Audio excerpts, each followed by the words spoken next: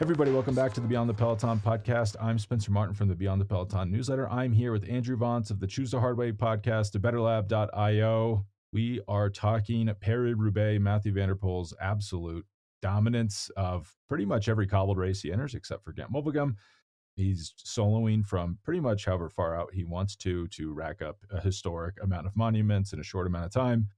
But before we get into that, Andrew, do you want to plug anything, your podcast, your company, before we get going? Yeah, absolutely. I would love you all to come check out the betterlab.io. We're getting ready to launch our public beta. Our product will help you build mindful, science-backed practices to sleep better so you're rested for the things you love doing, like listening to this podcast and riding your bicycle.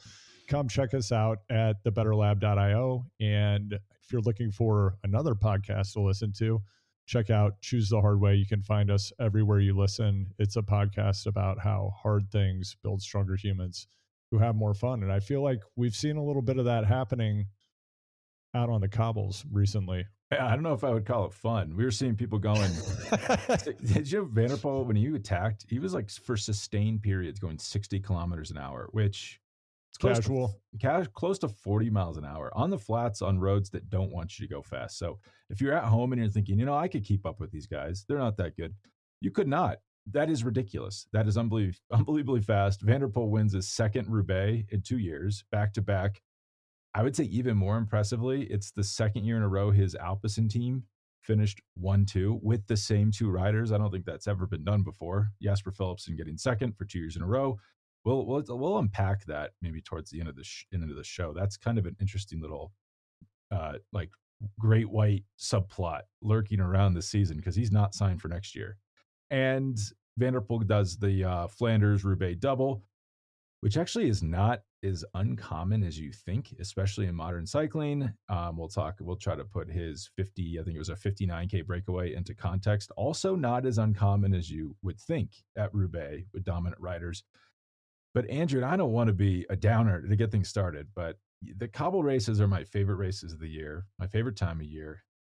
I think I'm ready. I'm ready to put these in my rearview mirror. Like I've seen enough of Mathieu van der Poel riding away from the field with 50 whatever K to go, doing some podcasts about it, trying to break it down on the newsletter. I'm just like, I'm ready for a change of pace. All right. Can we get this man at Liège and give him a challenge? Maybe some steep hills, maybe anyone has a chance there.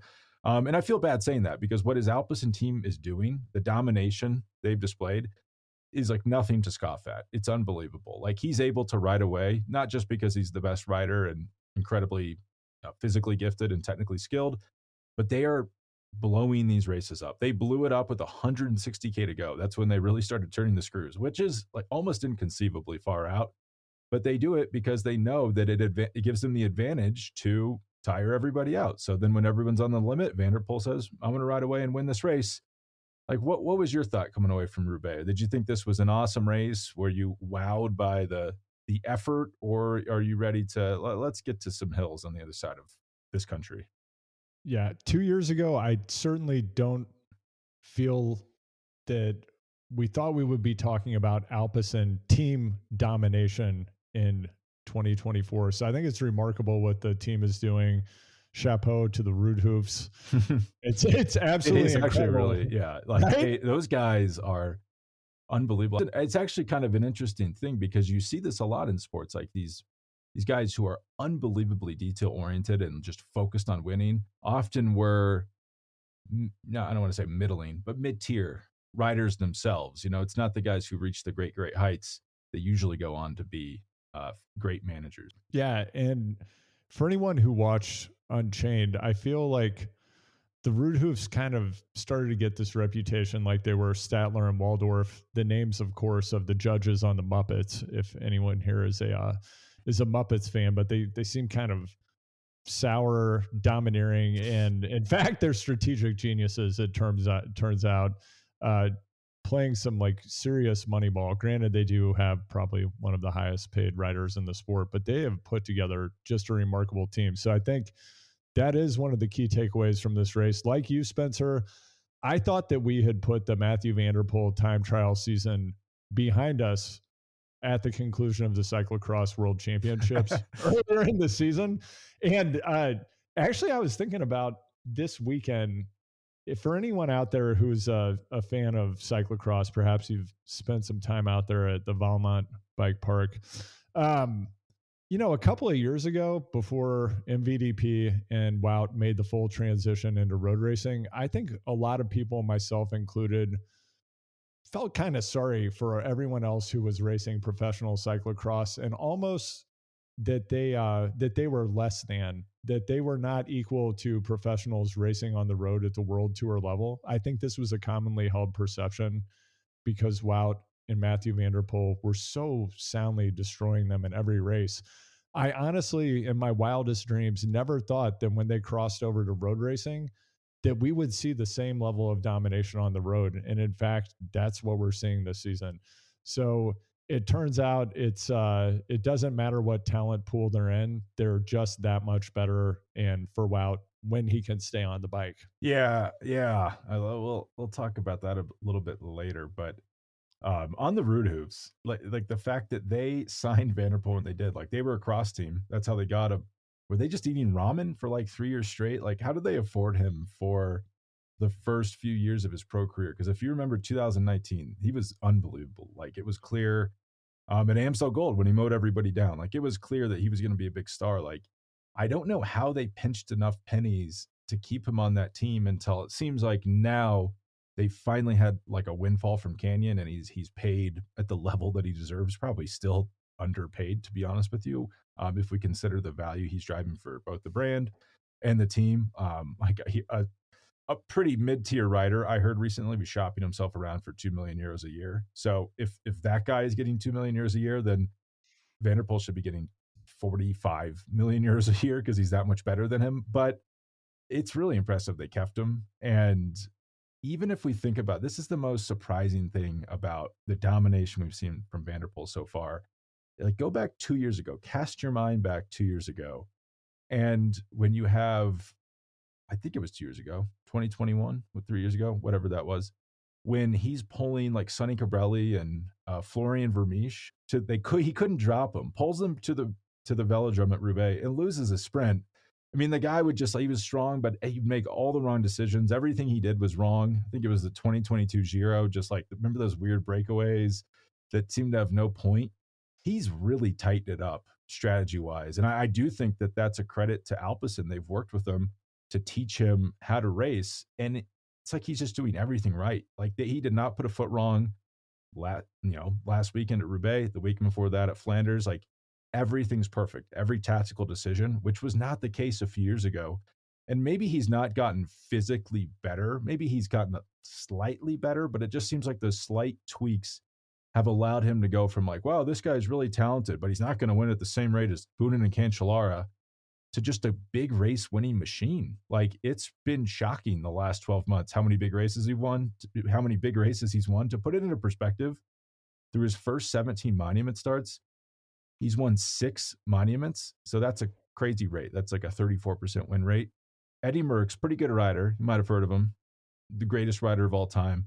Won 5 monuments through his first 17 monument starts. So Van der Poel's winning at a really, really, really, really high rate. He has 3 Flanders, 2 Roubaix. The record is 4 and 3. So he's closing in on that record. I do think we are seeing like the greatest cobbled racer of all time before our eyes. We might have to have Jamie fact check this. I am wondering, the early years when Alpecin had Van der Poel, I'm curious if this was a Cavendish type situation where there were like really heavy sponsor subsidies going on. Because if you recall, in his early years, he was very prominently featured in Zwift ads. Zwift was a team sponsor, and that's when Zwift was very flush with venture capital and spending heavily on paid acquisition. So I wonder if that was part of the early strategy and how they were able to win him and retain him early in his career. That's a good point. Yeah, and they were splashing big back then. Big bucks. Yeah, that could. Yeah, maybe probably is. Every sponsor they had was basically just wanting to work with Van der Poel and subsidizing his salary. Another thing about that team, like, they were at the front with 160K to go beating everybody up, both through pace and through body force. But they're just big team. They're big guys. They look like a rugby team. And kind of their big money ball strategy is, hey, who's the best cross racers in the world? Maybe we should look into them and sign them. Like, they just have a feeder from cyclocross. I mean, this helps that they're cross team. Cyclocross to road. But like our good friend, our best friend, Cameron Mason, didn't he just sign for Alpecin? Cameron Mason did just sign with Alpecin, and in our interview with Cameron Mason, we did tell him he would go to the World Tour. I don't think he said it himself, but we looked in the beyond the Peloton crystal ball and made this prediction, and now it is so. And if you watch cyclocross, he's very good, one of the best cross racers in the world. But the notable thing about him is he's young and he's not signed to race on the road, but by a big team. So I didn't feel like it took a genius to put those two and two together, but they just seem to be the only team that's, fishing where the fish are, so to speak. When while everyone else is chasing the Mikel Landa waterfalls of the world, where they just, I really want to put together an expensive GC team to finish 7th at the Tour. That's awesome. They're just like, no, we're not going to spend any money on that. Let's just focus on becoming the best one-day racing team. Maybe not of all time, but pretty dang close. We'll see. And so Mads Pedersen, we should say, incredible ride to finish 3rd. I think maybe some people thought that was disappointing, and he was definitely what do you call it, the Dominguez Hills crit scene in LA, where you have a good guy, like the one good local pro up the road, and then his teammates are marking everybody. That's pretty much what was happening to Mads Pedersen. And Lawrence Pithy getting 7th after crashing. How old is he? 21 years old. First Roubaix, not even from Europe. That's really, really, really impressive. But now that and Tom Pidcock, our guy Tom Pidcock was out there, I believe his first ever Roubaix start. Couldn't walk on Monday, racing Roubaix by Sunday. You could question the decision making there by Ineos. Hey Tom, how you doing? Can you walk yet? Yeah, we know Roubaix is tomorrow. Do you want to race that? Comes in with absolutely like no preparation, is in the front group until he just gets dropped from what looks like lack of fitness. But Andrew, does Tom Pidcock kind of like, he is unbelievably talented. He's not getting any better. Like, I just feel like I'm Chicken Little here running around of like, what is going on with Tom Pidcock's career? He kind of reminds me of like a guy that you ride with a lot, and he's just so talented, doesn't really train that much, but just is really, really good. But never fully like improves that much because he's just like partly interested in bike racing. The problem is Tom Pidcock is like a highly paid professional, and kind of, it's just like, why does his season have no structure to it? He's like here, he's there, get him at Roubaix, have him do this. It just never feels that focused. Yeah, I feel like this is the Ineos chaos theory strategy. And I feel like if Tom Pidcock were your riding buddy, he's that riding buddy who's doing some secret training. That's, you know what I'm saying? You know what I'm saying? Like, yeah, you finish the bus stop and wave goodbye. You maybe head to the Scratch Cafe. Tom's going out to do a few LT intervals up Flagstaff, right? So like he's maybe he's getting motor paced by Alan Lim. He kind of has that vibe to me. Pretty remarkable. 17th place at Paris-Roubaix, 620 down on the winner. I mean, I think what we're seeing happen with Pidcock, yes, he is a rider who wants to keep tasting many different varieties of pie. He wants to be back out there, XCO. He loves the cyclocross. He did make some sacrifices this year, and I think that what we're seeing is the GC Pidcock. I mean, do you doubt that this man can win the Tour de France? I mean, assuming he might be the only one not injured by the Tour de France, right? I think he's got a decent shot. I do think if he's going for GC, that's just such an odd decision. Like, hey man, you want to go to Roubaix and race? It's like, this isn't a development team. This is a $50 million a year budget team, payroll team, and they sent AJ August, our American compatriot, who's got to be one of the smallest riders in the Peloton, tiny. Right. The guy was like at the back, first cobble section, just getting absolutely beat up by these cobblestones. I just don't understand it. Like, if AJ August was on Bardiani and they got a Paris-Roubaix invite, I could understand why they need to fill out the numbers. I just don't understand why Ineos is filling out numbers. And if you're Josh Tarling and you're trying to win this race, are you a little upset of like, wait a second, why aren't you sending guys to this race that can help me win? Like, what's AJ August doing here? What is this? And then, by the way, did you see Josh Tarling? He had a mechanical. Ineos team card said, "Hold on, bud." And he's not motor pacing the car. He's holding on to the car, and they are accelerating from group to group to group to take him back to the front of the race. And then he gets DQ'd, obviously, because that's not what you're supposed to do. Yeah, because you're not Mario Cipollini and it's not 2003, pal. You just you can't take the chariot ride like you used to. Yeah, Pidcock doesn't really have that cobbles physique, yet he put in a hell of a ride on the cobbles. I mean, he made it look easy. Yeah. It's funny we're talking about him because he finished 6 minutes down, but if you saw it, it's class. It's hard to explain, but it was impressive. Yeah, I felt like the Pidcock appearance was not really about the race. I feel like Ineos has fallen into this trap of they want the flashy TikTok video or Instagram story / reel. And they did did you see the reveal, the Pidcock reveal? No. Yeah. I mean, like, they made a moment out of it. I feel like he like stepped off the bus and was like, I'm going to Paris-Roubaix. I guess it is exciting. I mean, they used to do this with their tour squad. Do you remember this? It would be like 3 days before the tour. They'd be like, we don't know who's racing. I don't know. Come to the start of the race to see who's there. Yeah. I mean, also, this is typically a day 24 to 36 hours before a race is when you might get an Astana rap video as well.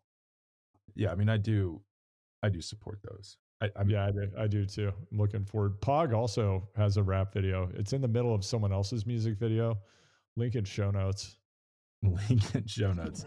I mean, just the last word on Ineos for 10 minutes, because I feel like I could just have a podcast where I talk about Ineos all the time. They befuddle me. Astana finished, the first Astana rider finished ahead of the first Ineos rider at Paris-Roubaix. That is like, that shouldn't be acceptable for a team of Ineos's level. Yeah. John Degenkolb, sorry. Good ride. Not the ride. I mean, it's over, man.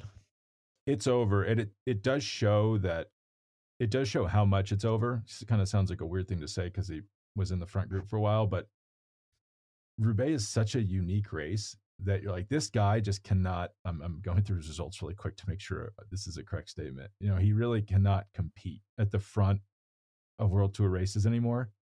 But Roubaix is so strange and so like skill based that he can still be there at the front of Roubaix. But I mean, 11th at Roubaix, that's as good as it's going to get at this point. He's only 35, which in 6 years, that's how old Mathieu van der Poel will be. So life comes at you fast, folks.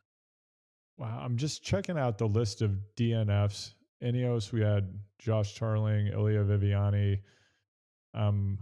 Wow, I'm just looking at it.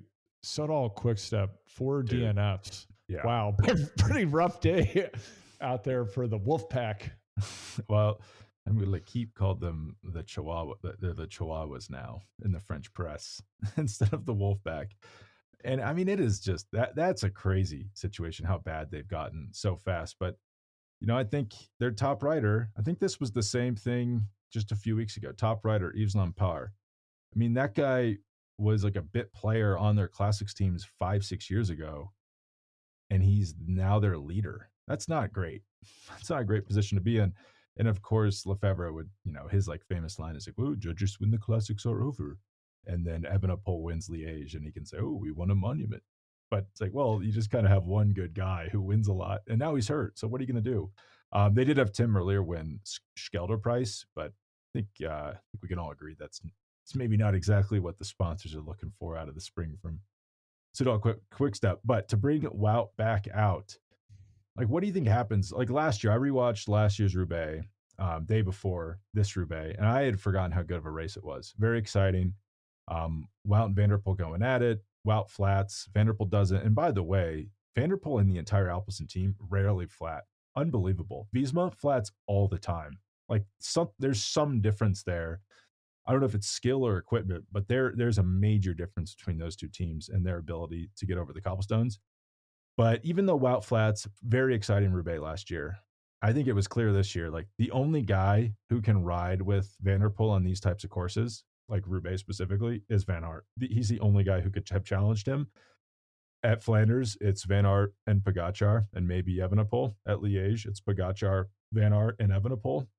And the fact that they're not there, like this is a really impressive victory. And I think everyone's going to say, oh, the classics are boring. Racing's boring now because everyone attacks far out. Look at Strade Bianche, look at E3, look at Flanders, look at Roubaix. It's like, well, because those guys are never racing each other. You know, like E3, he rode away from Van Aert, but that's just because Van Aert crashed, almost caught him. If Van Aert doesn't crash, he probably doesn't get away clean like that. It's a little odd to me, a little disappointing they never race each other. But if Van Aert was here, like, how do you think that plays out? Do you think he can challenge him at all? Well, in which condition, post which wreck? Well, right? I mean, like, are we talking assume like he doesn't fully, crash. Yeah, fully healthy Wout? Yeah, I think he definitely can. I also, thinking back about the 2023 race, it does seem like Van der Poel is so deep in Wout's head at this point that we got a problem. I think we have a little bit of a problem. I mean, the guy's got to get a little bit of wind back in his sails. What do you think, Spencer? I definitely feel like he's in his head. I will say, and I feel like I'm starting to feel like a tinfoil conspiracy theorist because for years I've been like, you don't understand. Van Aert is better than Van der Poel. He just has bad luck. In the blink of an eye, Van der Poel's won 6 monuments since Van Aert won his last monument. So I think on the one days, at least in terms of results generated, it's kind of game over. Like, unless Van der Poel has a few bad seasons and Van Aert is racking up wins, it just seems hard for Van Aert to ever close this gap down.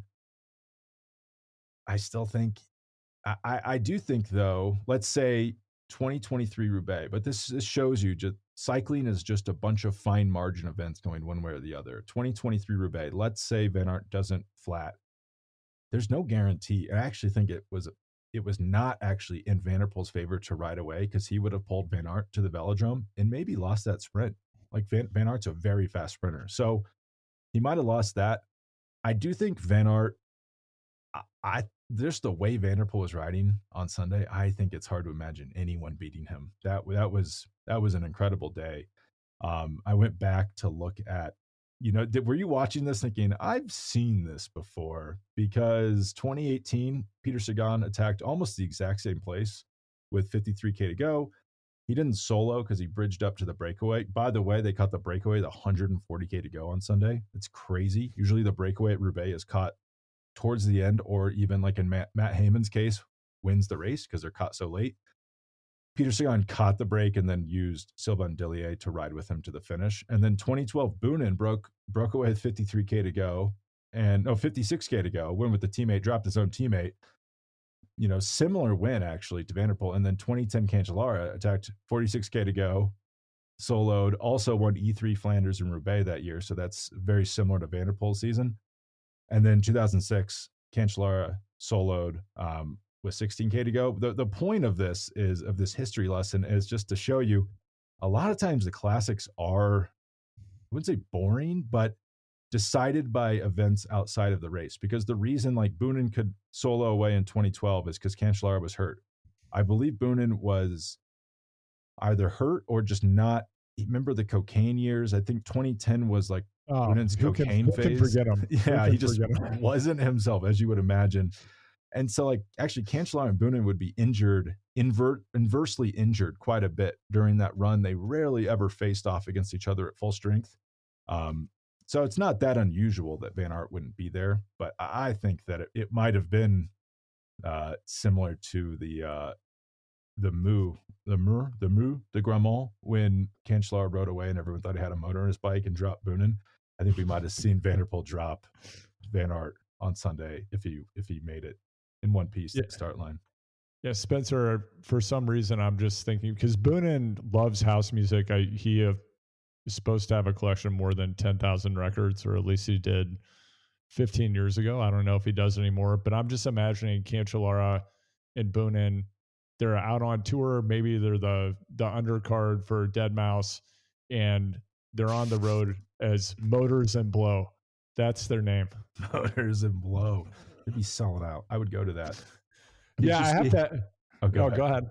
I was just going to say, I heard this secondhand. I didn't read this quote, but Boonen said, someone asked about Van der Poel, and he said, I accomplished Van der Poel's entire Palmares in one season. You're like, whoa, there's no love lost there. And so it's like, Tom Boonen, you won multiple Flanders in one season, but I respect the saltiness. That's for sure. He's a competitor. I think he's into rally car racing now or something. It's great to see it channeled somewhere other than gravel, although maybe we'll see him in Emporia Memorial Day weekend. I have to say, I don't feel like I've seen more discussion of tires, tire pressure, pool noodles than I have this past weekend. I don't know if this has been verified by a second source, but I did see a media report that Van der Poel had been on 28s and then switched to 32s with the pool noodle and was running 50 PSI, which is kind of bananas. And I also read that during the Tour of Flanders, he stopped several times to let air out of his tires. Like, I don't recall seeing that in the broadcast, and I feel like I would have. Did you catch that? Who said this? This, link in bio. I'll have to pull this story up again, but I did read it this week.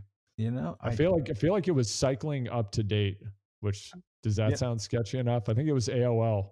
Cycling Up to Date is actually pretty good. Even though it sounds like a Chat GPT generated site. Yeah. I did see him a few times early in both Roubaix and Flanders chasing back on.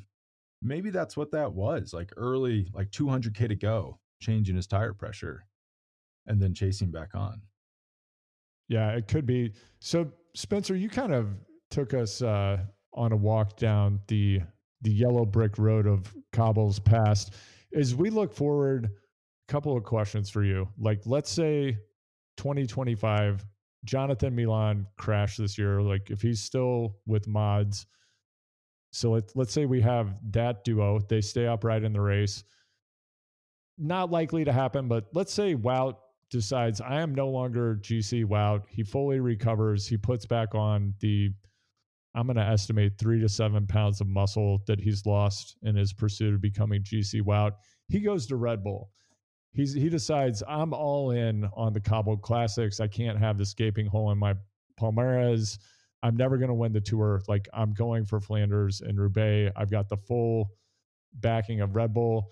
And Jasper Philipsen, who my son Sam continually reminds me is Jasper, not Jasper. Thank you for the correction, Sam. We've got Jasper on a different team. I do get the feeling that he really wants to win Roubaix, and he's just getting stuffed right now. So what do you think happens? Mods has more support. Wout goes to Red Bull. Jasper's on a different team. Does Van der Poel still win? That's a great question. I think it's harder. I mean, the reason Van der Poel, part of the reason he won is because Johnny Vermeesch and Jasper Philipsen were just menacing everybody at the front. And here's a hot take. If Jasper Philipsen leaves Alpecin, which he probably will because he wants a 4-year deal with a bunch of money attached to it, and I don't think you don't become a rude hoof by giving those deals out willy-nilly, that's for sure. But I think if he goes to another team, you never see him on the podium again at Roubaix. I think part of his success is just being on that team, like vibing in the confidence pit that team is, and being able to get through the tricky parts. You're going to start seeing, like, we've seen this a million times. You leave the big team. Oh, suddenly you're flatting in the Arenberg. Suddenly you're not even making it to the Arenberg in the front group because you have flat tires. But it definitely is a lot harder for Van der Poel if Milan makes it to the last 50K. Pedersen has a teammate. Pedersen isn't 4 kilos overweight because he crashed and is full of fluid. That probably didn't help. Van der Poel's there. Van der Poel has some support in the form of Red Bull. I do think people could challenge him. I don't think this is, I think there's a lot of hand wringing going on of like, oh, Van der Poel's ruined cycling and no one will ever beat him. Like, it's going to be different in 2025. It's going to be harder. There'll be more competition. I saw someone tweet during the race, like, I hate super teams. It's like, Alpecin is not a super team. They're just like a well-run team that knows what they're good at and executes well. But here's my big question for you: is Van der Poel going to win Liège-Bastogne-Liège? No. No. Who's going to beat him? Pog. That's probably the smart answer. Yes, Tadej Pogacar. But I cannot wait to see them go at it.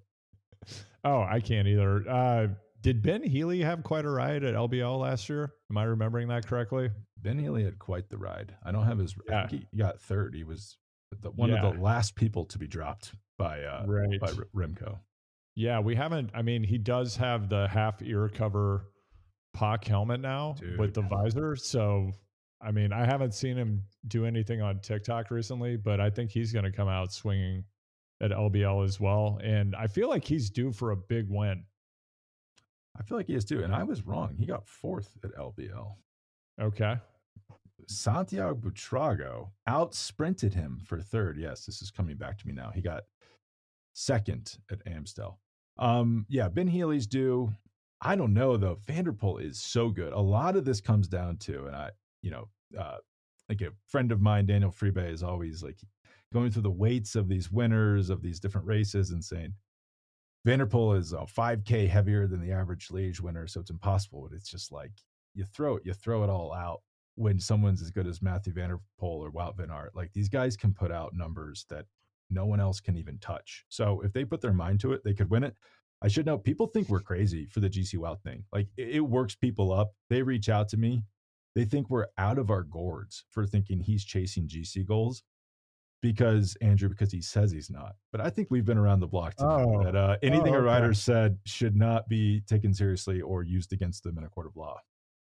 Yeah. Well, Spencer, you mentioned your friend Daniel. I'm going to mention something from a friend I don't know, but I feel a connection to, Whitney Houston. And she said, I believe the children are the future. And I'm thinking about Ben Healy, age 23, due for a win. Watch for him at LBL. And when it comes to GC Wout, I have an even more radical theory I haven't put forth publicly, but I think that now is the time.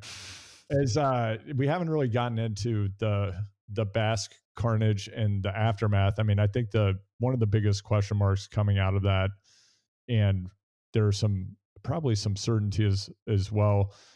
I mean, it's pretty clear Jumbo is obfuscating the severity of Jonas's injuries, and who knows what's going to happen. There's been a lot of talk about like, okay, you take Jonas out of the equation. Are we looking at GC Sepp at the Tour? Sepp's interview following the crash at Tour of the Basque Country was interesting, I would say. My more radical theory is, what if we see GC Wout at the Tour? GC Wout at the Tour. This is radical. I can't even respond. I don't hate it, actually. I don't know. Wout is always very deferential about his ability climbing. He dropped Tadej Pogacar and Oudacom. Which, oh wow, why do you think you're pretty good at climbing? You finished second at Tirreno Adriatico when it was probably the most competitive race it's been in years. He claims he's not a great climber, but man, these tour routes are not that they're not hard, but they're so fast that they're raced like so fast and so steady that I do think Wout could have a chance. And the Tour is so much about time trials. I don't think it's going to happen, but I love the idea. I love the idea. I think he would. This is going to sound crazy. I think it'd be a better option than Sepp Kuss, who is a really tough type of rider to lead a team at the Tour because of what I just said. Because it is so much about the time trials, not as much about open court racing, if you will. Andrew, did you know Alpecin? I'm sure you knew this, but has it sunk in? They've swept the monument so far this year. They've won all three, and they could win the fourth. They have Mathieu Van der Poel and Quinten Hermans. Like, it's not impossible. They probably won't win Lombardia, but the last rider not on UAE Visma or Alpecin was 2 years ago to win a monument. So we are living in the monoculture.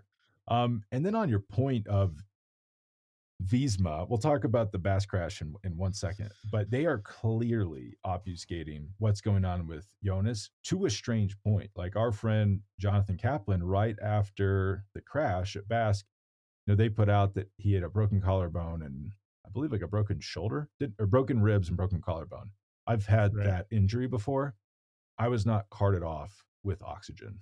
I did not look like I maybe had expired. So it was clear that that wasn't quite right. And Jonathan sniffed this out like immediately and was like, well, if they weren't truthful about the situation at the Volta, then why would we believe him here? And then, of course, it came out the next day that he had serious lung injuries, like impact lung injuries that he could have died from. And then now it's actually, if you read their communication, it's quite vague, quite vague. Like seems like he's still in a hospital they just say northern Spain. I would assume he can't be transported. They said he had a successful procedure. They didn't really specify what for. Like, I think it might have been the collarbone, but they made it. They didn't really even. They haven't mentioned the lungs since that corrected report. So there's just a lot unclear there. I think we have to assume we won't see him at the tour. And if you do see him at the tour, he's not going to be at the level that he needs to compete. Like if Tadej was really thrown off track with a broken wrist, I think a week or so in a hospital will hurt you a little bit more than that. But they kind of have like, do you remember after opening weekend, it was just like, oh wow, they're going to win everything. They just won Omloop and Kern so deep. They can plug anyone in there. I actually went back through the records. When they have a leader get hurt, they're surprisingly vulnerable. I mean, famously, that's not true when Jonas stepped up after Primoz was hurt, but let's just focus on the monuments. Since 2020, they've had one other rider place top 10 at Flanders or Roubaix in that time period, then Wout van Aert, and that's Christophe Laporte. So it's not some like super team that like is Pixie Cups that you pull one, another one comes. So maybe they will have to go to GC Wow. That would be incredible to see. That would make the season, in my opinion. Yeah, and I think no matter who ends up leading Visma Lisa Bike at the tour, drama is going to go down. Like I think there's going to be serious drama within that team, whoever's at the front. I also wanted to mention, I just pulled up the original tweet from regarding the Vingegaard injury, and one of the things that was mentioned was a pulmonary contusion.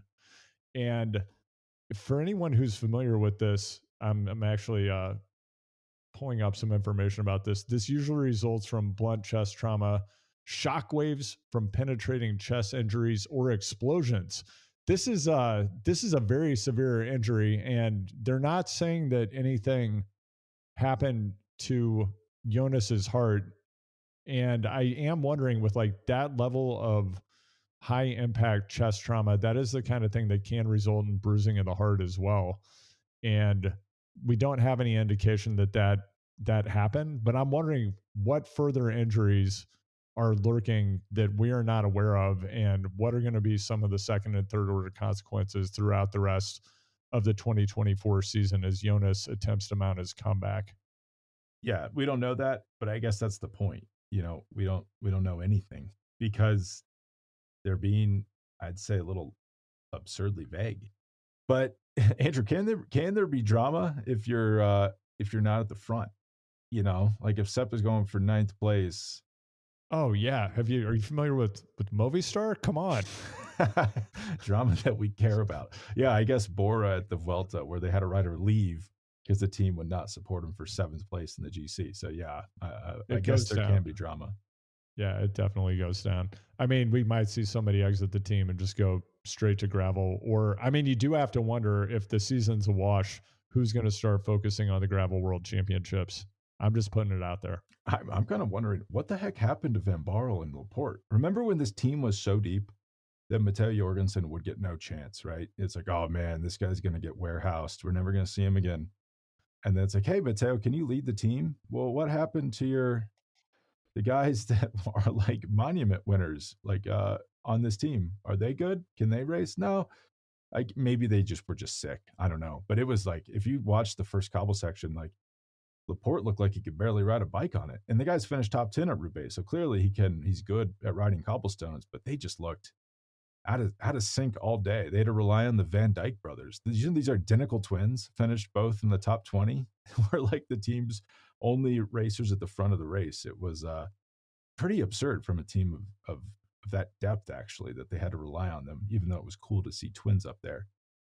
But the crash at Basque Country, I mean, it's been almost a week at this point, so we're not going to add anything new to this. But why is this happening, Andrew? What's going on? And should anything be done to make racing safer, if that's even possible? Question mark. I feel like I should just take the standard Spencer point of view here, which is we can't nerf the world, and we just have to let these professional athletes have at it. That is my worldview. I don't even want to get into the politics of that. I actually do after rewatching this. They definitely should have nerfed that corner. It was clear that was a dangerous corner, and I learned that Jonas brought this up 6 months ago. He's like, "Yeah, fake news.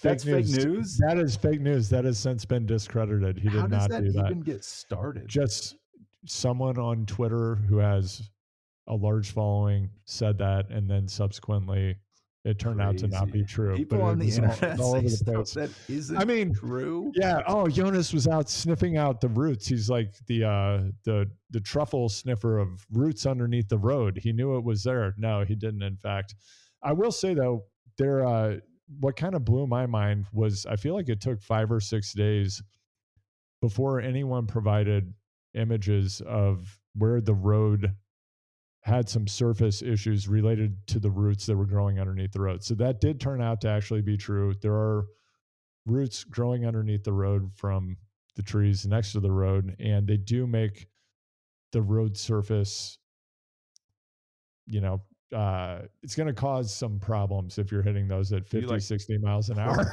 Yeah, I think they call it porpoising in F1. You start going like this, and yeah, that's what they were going 50 miles an hour into that corner. I mean, you could debate the wisdom of that in the first place. If you go 50 into a corner, do you think that's going to go well? Maybe don't do that. But I did so ASO races do signage really well. And this started a few years ago, and they even were padding like a few of the corners. I think it was stage 17 last year on the descent. They had a few corners padded that they earmarked as potentially dangerous ones, but they do a lot of good signage, like sharp turn coming up, things like that I don't think are present in non-ASO races. Right. Probably the easiest answer would just be make other race organizers do that as well. Would probably be a good start. Yeah. By the way, my point about the photo of the roots was that it was surprising to me that there was no one on the ground who actually took a photo of the thing that caused the incident. I guess from what I gathered, there were no actual journalists within driving distance of that to share images of it. So I think a local cyclist actually went out, snapped some photos, and said, here, in fact, are the photos of the roots that caused this wreck. And that's exactly what happened. And then it sounded like, as you noted, Spencer, lack of signage. It almost seemed like, it just was cartoonish, the level of problems that they had on the road there. I mean, I don't think you could have designed something that would have been worse for people flying off the road, like open metal grate, concrete ditch, rocks scattered about. The rocks, trees. Yeah, they're just huge boulders. Yeah, let's get these right next to the apex of the turn. Andrew, how many journalists do you think were on the ground at that race? I think there were 0 is kind of what I gathered. I don't think that anyone, this is part of what's sad about what's going on with journalism these days, is that due to the contraction of journalism, the lack of jobs, like there just aren't people on the ground to show us some of these things. So I'm grateful for that local that went out and snapped that photo. I do have to ask, Spencer, where are you at on Remco's bike handling and like what went down in the wreck now that you've had more time to reflect on it? Would you like to say anything? Well, I'm so old.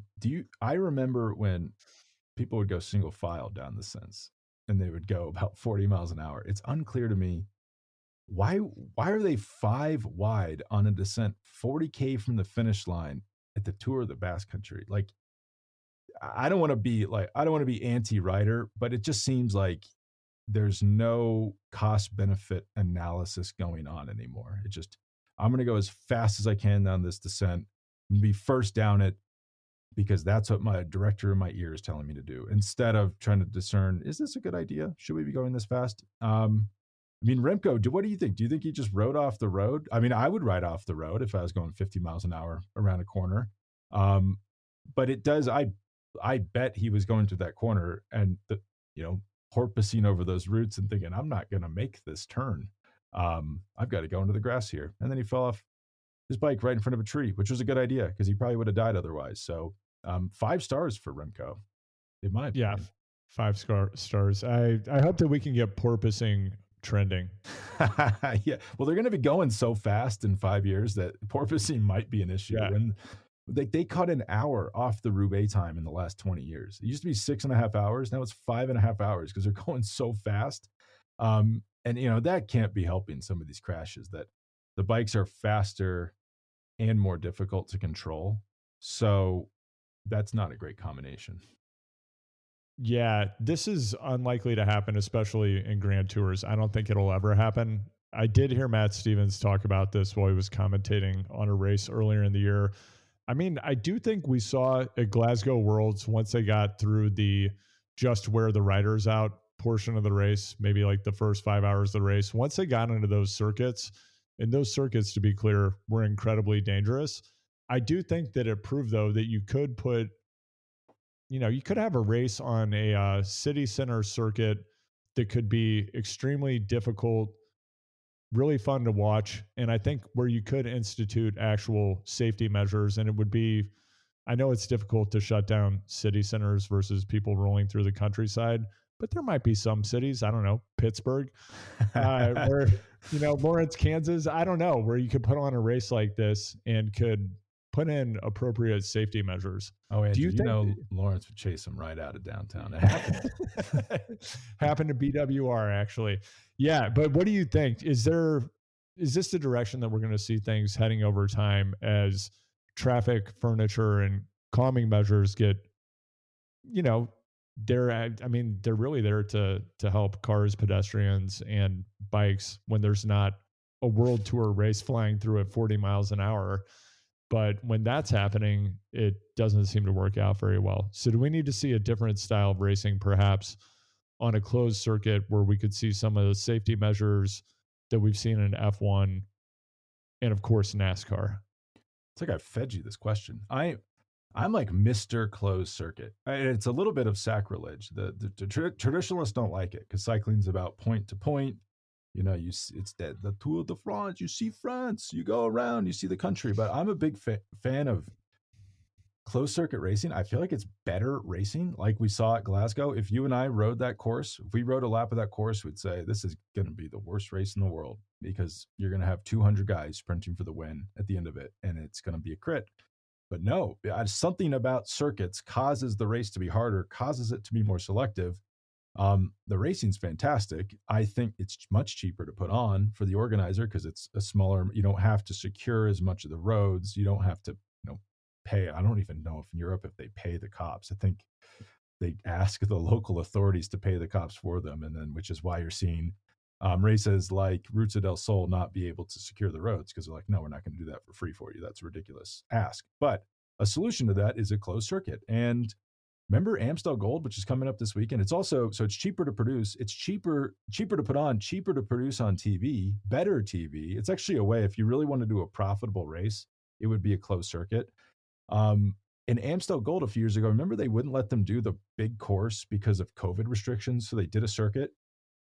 Maybe I'm completely off base, but I thought that race was fine as a circuit. Like you don't necessarily need it to be point to point or like a big, there's a beauty of like Paris-Roubaix that they cover so much ground and like maybe that's sacred and isn't touched. But Flanders went to it's a big circuit, but they went to a final 50K, the last 50K are on a circuit basically. And I think the race is great. So no, I think circuits are the future. Maybe, as you say, you have to target smaller cities, like mid-tier cities that are happy to have the disruption, that can kind of own the disruption, versus a city like, I'm going to Paris for the Olympics is basically a circuit race in Paris, and I guarantee you it's going to be very hard because all circuit races are, but that's like not sustainable. Paris cannot have a bunch of circuit races, so you'd probably have to do it in smaller cities. They did. I mean, they used to do it in a few major cities. They had, I don't remember what the race was called, but they used to have a one-day race in San Francisco for a while. But the key of that sentence is the tense, the past tense. They had it. I don't think it's gonna. Town. It's definitely not going to happen there again. That's for sure, unless it's on a blockchain. Yeah, I mean, you like NIMBYism is a problem. I don't know. We don't have to get into the politics of NIMBYism, but there's just a lot of people of like, I don't want the road shut off. Don't do that. So you have to find a willing community. But Tulsa, like, those are essentially circuit races, those crits, and they've kind of like come to define that month of the summer, and like the whole city gets into it. So if you can find a community like Tulsa, it doesn't have to be in the US, it could be anywhere in the world, that leans into it, you can make it. I think you can make it really good, especially in the summer. Some of these cities don't have a ton going on because everyone's at the beach in Europe. So I think you could make it work. Do you think the Tour of America's Dairyland is the future? Toad, baby. Yes, Toad. That is the future. That will be the Tour de France by 2025. The ASO will give up. We'll say we cannot compete with Tour of America's Dairyland. It's actually really good racing in that region. I mean, obviously there was Super Week, but the Super Week didn't live on.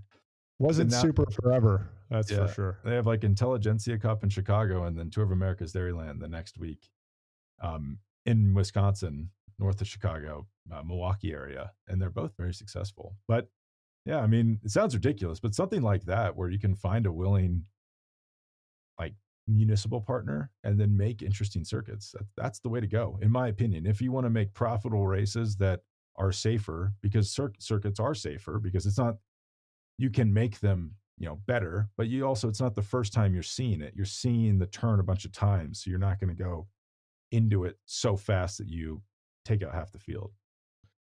Yeah. And then there's the debate about, are crashes getting more horrific? I think they demonstrably are. They seem to take out way more riders, and it doesn't seem to matter where someone is positioned in the pack. I feel like just the last episode of Beyond the Peloton, we were talking about how Wout should have been in front, right?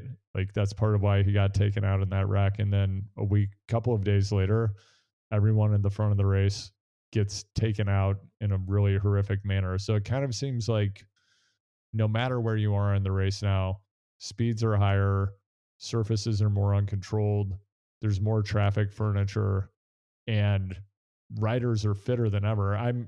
We were talking about this a bit this week. Also, the vast majority of training that athletes do is solo. I mean, that's been the trend for quite a while, but more so now than ever before. We're seeing athletes, they're just popping into competition, teleporting from the volcano, all of those things. And I think that that's all having an impact on the severity of the crashes that we're seeing. I mean, they're definitely going faster, which Remco was he was second wheel, I think, in that Basque Country crash. He still crashed. Unclear to me if he was clipped from behind or just crashed independently, but porpoising. Porpoise is porpoise in a pack.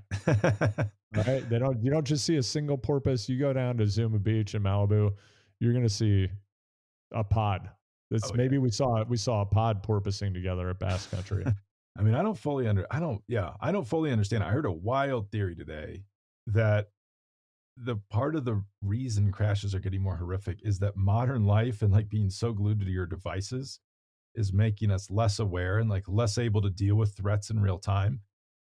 I mean, that might be a little like ethereal and out there, but people are definitely on their computers all the time on these races. And by computers, I mean their bike head units, not their laptops. That's true.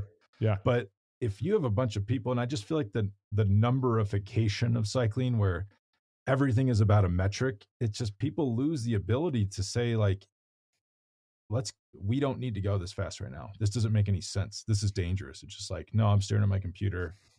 This is the numbers I'm supposed to hit. Oh, and I'm staring at my computer to tell me where to go. I mean, people do it. Remco's lost races because he's staring at his computer in the final straightaway to look at the map of the final straightaway that he's in. So if that's happening at the end of races, I guarantee you it's happening on these descents. Yeah, that's basically the matrix. I have so many questions about different small but significant safety measures that could be instituted. I was actually thinking about this watching Paris-Roubaix and looking at Mathieu van der Poel, who was on the radio quite a bit, especially in the bunch. I just kept thinking, why do people have to take their hand off the bars, touch their jersey, and cock their head down to talk? Isn't there some way? Couldn't you do something where you could have a blip or a bleep, whatever the remote shifters are called, or something on the brifters where you could push a button to push to talk? Absolutely. Thank you, Spencer. Why don't they just keep it on? I guess maybe how do you cut deals with other teams though? Yeah, I don't know. I mean, you have to. I'm imagining that wind is a big factor. It seems like there are potentially ways around there. You could use bone conduction microphones and other things that are not being used. I guess it's all wired, which is why they would say there can't be a button. But yeah, that does seem sketchy for sure, because people take their hands off the bars all the time and you're doing it during fundamentally chaotic parts of the race, because you're never saying, hey, just wanted to let you know it's pretty easy right now and I'm not doing anything. It's just like whenever the stuff is hitting the fan, that's when you're on the radio. That's when it's most dangerous to take your hands off the bars. One more thing before we go, one little piece of cleanup here. I didn't want to let this slip through. So if the Rude Hoofs have turned around Alpecin or turned it into what it is, I think his name is Maureen Zeman at Visma Lisa Bike. He's like the mastermind behind their like performance systems. I actually think Pluget talked about this when he was on this very podcast. He talked about Zeman and how he was a key member of that team from the early days. He's leaving to go to professional soccer, the world of professional soccer. Pretty interesting move, but that is brutal for Visma. I think that's a huge loss for them. Pro soccer is now the ultimate proving ground for the biggest strategic minds in professional cycling. Is cycling too easy for you? Well, I mean, are we going to see him go head to head with Brailsford in some kind of battle of the wills? Absolutely. As actually, I mean, I would do the same thing. If someone came to me right now and said, hey, you want to go work at a Dutch professional soccer team and shut down Beyond the Peloton, I'd be handing the keys over to you, Andrew, and I'd be out of here. I'd be on the first plane to Amsterdam. But it is like a meat grinder. People get chewed up in that sport at that level, at the management level. So part of it is seems a little risky. But at the same time, his team almost shut down last year because they couldn't find a sponsor. So maybe he thought, no, that's why don't I strike while the iron is hot and go to a bigger sport? Bigger, better, deal it. And the sport isn't mobile. That is a positive, that it's like, well, I don't have to sleep in a different hotel room every night. I can just go to one game and come home, and it's much more comfortable. Yeah, likely a better hotel as well, unless you play for the Kansas City Chiefs, and then you got a couple of roommates. They're bringing in a fold-up bed. That is ridiculous, by the way. And then the teams make you pay like $1,700 a night for your own room, but that's higher than the market rate for the room, which means the team is pocketing the difference. It's like crazy that that's allowed. Oh man, don't get me started on these owners. Did you know that the Chiefs now are like, it's the classic language? We're going to have to explore all the options. For those who don't know, there was a ballot measure in Andrew's hometown of Kansas City, Kansas City, Missouri. And my people, the Kansans freeload off of the Missourians in Kansas City, because we say, what do you mean? Just build them a new stadium. What's the big deal? But because they built a city with a state line right through the middle of the city, that means Missouri has to foot the tax bill for all these infrastructure projects, and Kansans just get to use them and don't have to pay for them. But yeah, the ballot measure didn't even come close to passing for the Chiefs refurbished stadium, the Royals' new stadium. And now it's like the classic language is coming out of like, we're going to have to explore all the options. Like, AK, we're going to try to move the team to get a new free stadium somewhere. I think someone has to put their foot down, and I'm glad Kansas City did it. Like, don't build these people stadiums. Like, they can afford their own stadium. They bought the team for $25,000. It's not worth $5 billion. So take out a little margin loan there, buddy, and build a new stadium if you need to. Yeah, if Arrowhead Stadium were a ceiling in your basement, it would be a sprayed popcorn ceiling, and it would be a rec room, right? Like that's Absolutely. that's the kind of stadium it is. And you know what? It's just fine. It's fine. Yeah, it works. Fine. It works okay. It's a great place to go get frostbite. Lots of fans getting frostbite out there over the winter, watching the games. Yeah. In retrospect, potentially a mistake to hold a game in like negative 30-degree temperatures. I'm not quite sure how that happened. Whatever it takes to pursue a championship, that's sport. You go to like English soccer stadiums, and they're all very old, much older than Arrowhead, but it's kind of like charming. It's like exposed brick would be the vibe I would give it. And then something about U.S. sports stadiums, they age so oddly. It's like a house built in the 70s. Where you're like, what's this? What was going on here? What was the architectural style? But it's fine, as you say. They don't. Yeah, I just feel like the stadium, like they're talking about tearing down the Broncos Stadium in Denver. And I remember them building that stadium. It was like 20 years ago. It was like, what are we doing? Like taxpayers pay for a stadium, and then in 20 years you tear it down and make them pay for another one, and we're going to do this over and over and over again. Like, this is absurd. It doesn't have that new car smell anymore. Yeah, that's true. Trade it in, get rid of it. When you're not footing the bill, why not? I guess. Yeah, and you can pick up a new car out there at the Elway Ford dealership. So come on down. Consumer culture. But no, I'm very proud of your people, Andrew, putting their foot down. At some point, these teams have to run out of cities to move to, I'd imagine. Like, is this like a Ponzi scheme that comes due at some point? But now I heard London, Frankfurt, Munich, Mexico City are on the table. So they've had to pull in new cities to threaten to move to get free stadiums. Yeah, Spencer, I know this is a provocative thing for me to say, but I'm on the record as being a capitalist, and I don't think that the Hunts need corporate welfare. Yeah. Barely getting by. Getting by. But yeah, no, I thought that was, it was reported on that Zeman left. I thought it was kind of under emphasized that he left to leave the sport. It does kind of make your sport feel like a little brother, where it's like, he just left to be like a middle manager at Dutch soccer it's proud. It's a proud football culture, but it's not the tippy top of the spear there. So yeah, it hurt me that he left. It reminded me where cycling stands in the grand scheme of things, but interesting for him. And I'm sure it does kind of underline too, like working for these teams at a high level is probably not the nicest life, I'd imagine. And he probably made it for somewhat lifestyle choices as well as interesting professional work. Yeah. And just another reminder too, that super teams are generally not super for that long. See Ineos. Very good point. Yes. If someone could have cashed their Ineos stock out at the high point, they'd probably feel pretty good about that. We'll see if Pidcock's laughing at us though come July. Oh man, when he wins the Tour, we're gonna look so dumb. It was all the plan all along. He will have to get through like the 5 leaders on that team, and we will finish this podcast at some point. But that reminded me. I saw Geraint Thomas suggest Tadej should skip the Giro now and go straight to the Tour since it's wide open for him. What are your thoughts on that, Andrew? I kind of agree with Geraint Thomas. It makes the most sense. Does it look kind of weird? Is it sport? Is it sporting? Is it sporting? Because it wasn't the whole line of like, I'm doing the Giro because I love the Giro. It's like, actually, I just thought I couldn't beat Tad or Jonas, and now I think I can win the Tour. Yeah, it'll be interesting to see what goes down. Do you think he might forego the Giro? Do you think he has massive appearance money on the line though, right? Don't we think he's getting paid like 2-3 million euros to show? Yeah, and if he hasn't already spent that, he's like mentally spent it.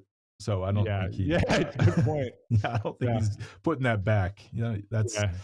He's probably starting it. He's so good though. He could not be 100% at the Giro and win. And it's not about being good. It's about risk exposure though. I think it's about wrecking and not making it to the Tour. First wheel for 3 weeks of the Giro. Never watch out for the tree roots. Yeah, off the front. and you'll be. Have the tree roots been overblown though? Because if you think about it, doesn't every road have tree roots under it? You're the person who's brought up porpoising, so I'm not sure what to say. I definitely saw people porpoising on that turd. And I've been on corners that have tree roots, like I guess pressing against the asphalt, and it is actually quite difficult to ride on them. Yeah, if you go from porpoising on tree roots to breaching like a whale, then you have a big problem. Yeah, if you're literally being tossed off the road at 50 miles an hour. If your pod begins to breach, you have severe trouble. Please contact customer service. Well, we see people just doing full suspension. Like what happened? Remember the bike changes at the top? Like Jan Ulrich used to change bikes at the top of mountains sometimes. That's because he had those lightweight wheels. Yeah, like they're light, but they will fall apart. So you cannot descend on them. Yeah. I don't think that's something you wanted to try. On that note, the sport probably has gotten a little bit safer. If you think about what do they call the Spinacci bars? Remember those? Oh, Spinacci bars. How about the bars? Does anybody remember? Spinergy is still around. The coolest product they ever made was the RevX, which was their 4-spoke wheel, which was actually 8 bladed carbon spokes. I say bladed; they were bladed like a knife. And if anyone recalls, world champion Michele Bartoli had his kneecap amputated. I'm not making this up, by a Spinergy wheel, and it basically ended his career. He did come back after that, but kneecap reattachment, even though they have a lot of years of reattaching kneecaps, it was not at its apex in that era in Italy. And when he came back, he was never the same again. Yeah, and if you've seen one of these wheels, this sounds gruesome and like, wow, what a freak accident. If you saw one of those wheels, you'd say, I'm surprised that wasn't happening every race, because they were just literal knives or swords, katanas, basically. They were cool looking, floating around out there. Yes. Yeah. If you have one on your fixed gear, you're going to want to get rid of it. I think they stopped being rideable about 15 years ago. All right. Well, we're going to cut out the last 30 minutes of this podcast, but thanks for hanging around. Anyone that's still here. Thank you, Andrew. And we will talk. We'll talk we'll convene during the Ardennes week at some point to talk about hopefully more interesting racing than we've seen at the cobbles. That sounds great. I'm going to be back in Kansas City next week if anyone wants to catch up for a group ride. And I'm planning on personally beginning to construct a stadium in downtown Kansas City. So People's Stadium. If you want to join me, we can, dig the first shovelful of soil and lay the first brick. Let it begin with us. Yeah, now I'm wondering if I should come out and we should do like Perry Dam series or something. That would be good content.